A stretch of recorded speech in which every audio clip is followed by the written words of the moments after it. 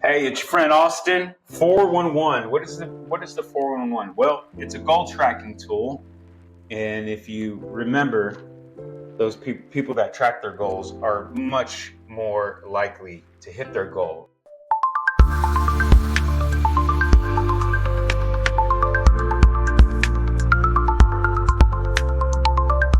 So, if you don't have goals, that's okay. We're going to create some goals today, and we're going to show you how to break that down into daily bite-sized actionable pieces. So, we have a blank sheet here. We're going to start with our annual goals. So, we have some professional goals. And for most people, your professional goals is to make a lot of money. So, if you're going to have a SMART goal, it's got to be specific, S. So, SMART goal, we're going to decide how much money do we want to make. If you're in real estate, sales, you may want to make 100,000 or $1 million. So we're going to pick a number. And by the way, this can be earn $25,000. This can be changed. You can come back, modify these, but it's good to start with something. Now, anybody can just throw, I want to make $250,000 on there, but you gotta have an idea of what it's going to take to hit those goals. So we're going to use real estate as an example. So if you know that your average commission is, we're going to pick a number, is $2,500, for instance. Say your average commission, maybe you're on a team, there's a split, but you know that you should be making $2,500. Well, you're going to have to do some math. Okay, so I'm going to open up calculator. And so in order to make $250,000, and I know my average commission is $2,500, I'm going to divide it. So I'm going to need to get 100 closings at that point. 100 closings, and then you may want to specify at $2,500 per unit. Okay, so you may be saying, Austin, 2,500, I can do a lot more. My average closing is 5,000. Well, if your average closing is 5,000, just take that 250,000 annual income divided by 5,000, and you're going to get 50. So maybe it's less. Maybe it's 100 closings at $5,000 per unit. Okay. Now, closings are one thing, but you may want to ask, what are some actionable steps that are going to take? Because we don't have control over the lag measures. So what are the lead measures that lead to closings? Well, in order to have closings, you got to have contracts. So in order to have contracts, we need to have appointments. Okay, so let's start there. So 50 closings at 5,000. We know that these days, contracts, and I'm talking about rep agreements maybe, just to be specific. We know rep agreements probably convert at about 50%. 50% conversion. So if you're closing 50 at 50 closings, and only half of them are closing, how many rep agreements do you need to get 50 closings? Well, you're going to need twice as much. So you're going to need 100 rep agreements. 100, and you may want to specify that these things, they need to be signed. So I need 100 signed rep agreements to get 50 closings. Now, it sounds like a daunting task, but remember, these are your annual goals. So if you need 100 signed representation agreements, we need to know how many appointments to go on in order to get a closing. Now, I don't know your conversion numbers. You'll need to get with people on your team, get with people in your market center. You may be in a different business. You need to know these conversion numbers. And if you don't, well, guess. Go ahead and just guess, give your best guess. But chances are, if you've been closing deals, you can probably go back and look at your past closings, your past agreements signed, appointments, kind of figure that out. But let's just say that your appointments, signed agreements, that you're at 50%. Now, hopefully you're at more, but we're just going to be very safe, right? Okay, so at 50% conversion, we're going to need twice as many signed reps. So you may need 200 appointments. So you stand back and look, tell yourself every day, I need 200 appointments today to get 100 signed rep agreements, 50 closings, and that's going to earn me $250,000 of income. So that's probably a good start. You know your goal is to get 200 appointments. So we're going to break this down into our monthly goals. So in order to get 200 appointments, we need to have a certain amount of appointments every month. We're going to take 200 divided by 12, and I need 17 appointments a month. So 17 appointments. Now we can put this down here too. So we can appointments, signed rep agreements, agreements. So if I have 17 appointments, how many signed rep agreements am I going to have? Well, at a 50% conversion, that's going to give me about 8.5 signed agreements. You can round this number up. You know, you can say 8 just to be safe, or you can say 9 to be safe. You can change this to 18. I always like to put a little bit of buffer in, make my monthly goals a little bit higher than 12. So if I get 18 appointments, 9 signed agreements, how many closings am I going to get? Well, if I'm at 50%, that's going to give me about 4.5 closings. That math doesn't work. Yep, that's good. So 4.5 closings. Come over here, multiply it, 4.5 times 12 months in a year.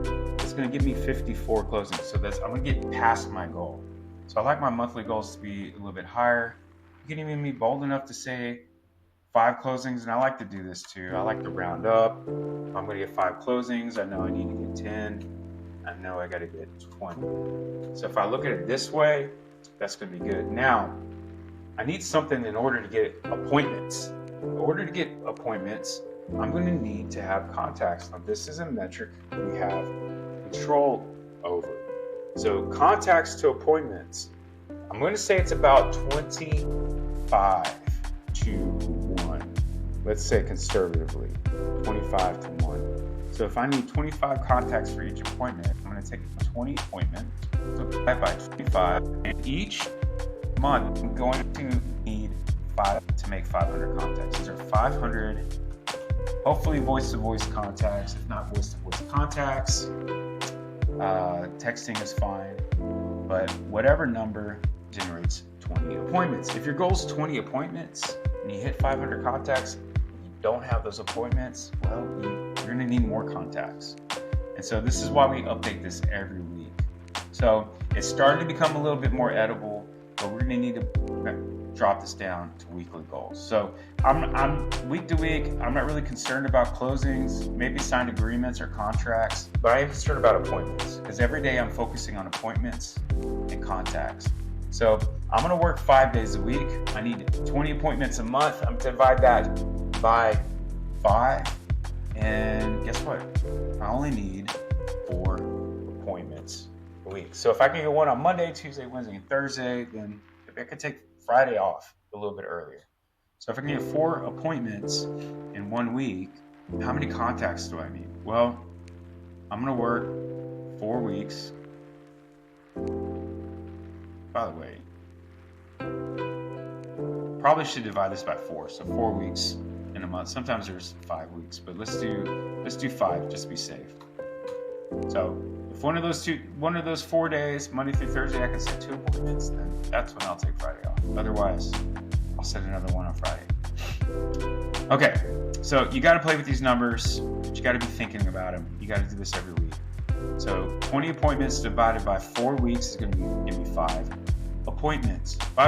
And then I'm going to look at my contacts. I got 4 weeks, 500 contacts.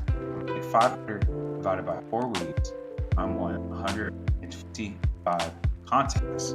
So your goal may have been 100 contacts. This 125 contacts should be safe. These are weekly goals. And you you can break that down into day. If you want 25 a day, you can say, hey, that's my number. Everybody else is doing 100. I'm going to do 125 because I know my breakdown. These numbers can be different for different people, but break this down. So you want to break it down into something that you know that you can take action on.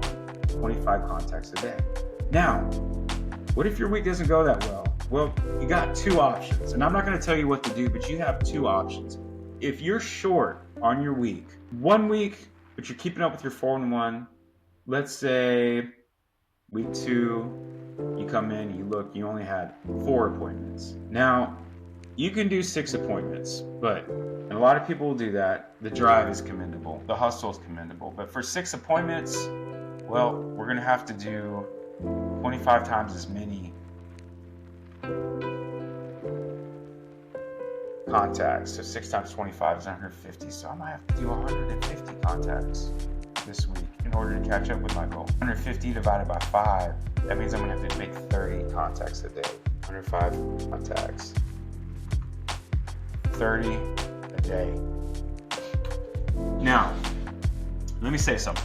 I think there's a lot of people a lot of leaders and coaches that would agree. Depending on what you are able to achieve or where you're trending, you get to week 4 and you're only 50% of the way to your goal. Don't throw this in the trash. Don't give up the tool. The first and foremost, most important thing that we can develop doing this is the habit of staying on track and the habit of hitting the numbers. So we get to week 3, week 4, and you're behind.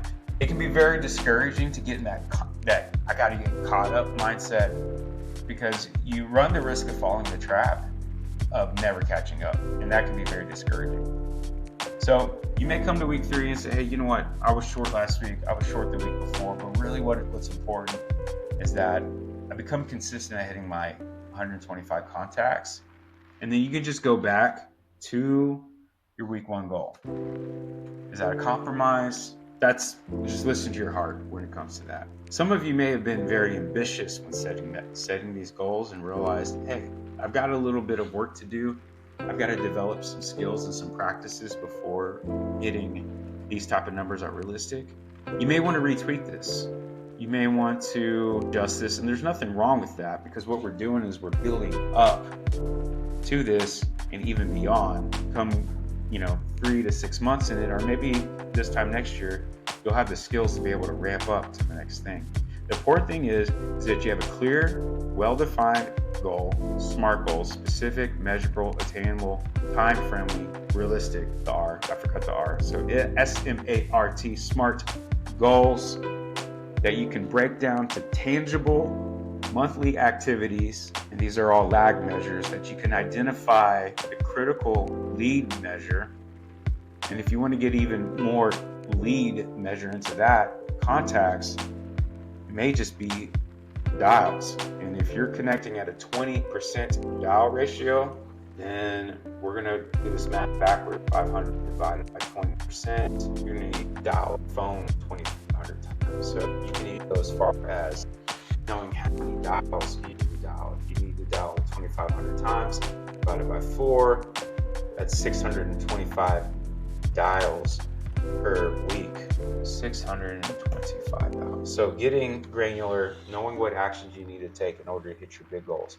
Here's where this becomes the most powerful, is that every week you're going to come in, you're going to update it. You're going to update it based on your past week's performance and any adjustments that you need to make to your goals.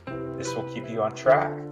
Be accountable. Have somebody in your life that you can share this with. Best practices to complete this on Sunday night or on Monday morning. Track.